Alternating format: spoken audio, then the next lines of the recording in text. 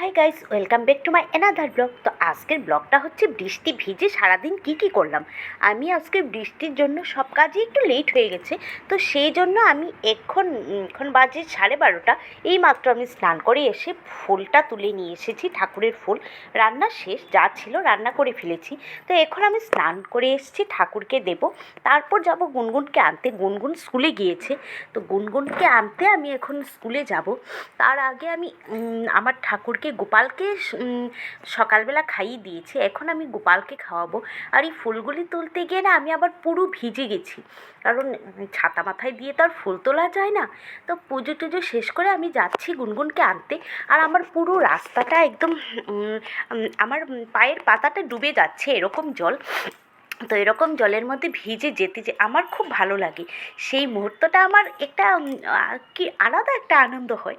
আমি ছোটোবেলায় যখন স্কুলে যেতাম, তখন আমি এরকম জল জমা রাস্তা দিয়ে যেতাম আর ভিজে ভিজে খুব আনন্দ পেতাম।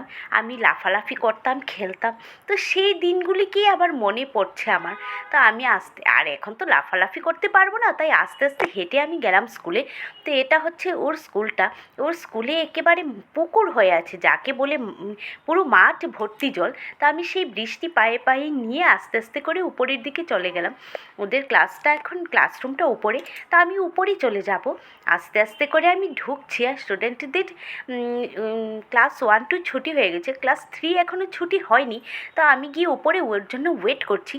আর উপর থেকে বৃষ্টিটা দেখছি, এত সুন্দর লাগছিল কি বলবো ভিউয়ার্স, আমি তোমাদেরকে আমার মনের আনন্দটা বোঝাতে পারছি না।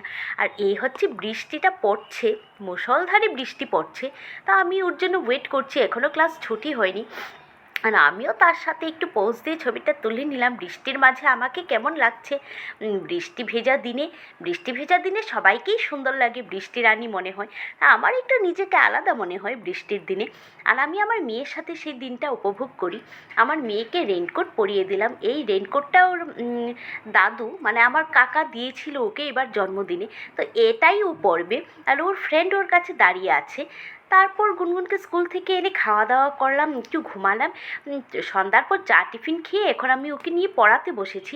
গুনগুন শোনা এখন ঠান্ডা লাগছিল, এই জন্য কাঁথা মুড়ি দিয়ে পড়াশোনা করতে বসেছে। আমি এই জন্য আর রান্না করব একটু পরে। তো ব্লগটাকে আর বড় করছি না, গুনগুন শোনা পড়তে থাকুক আর তোমরা দেখতে থাকো। Bye viewer.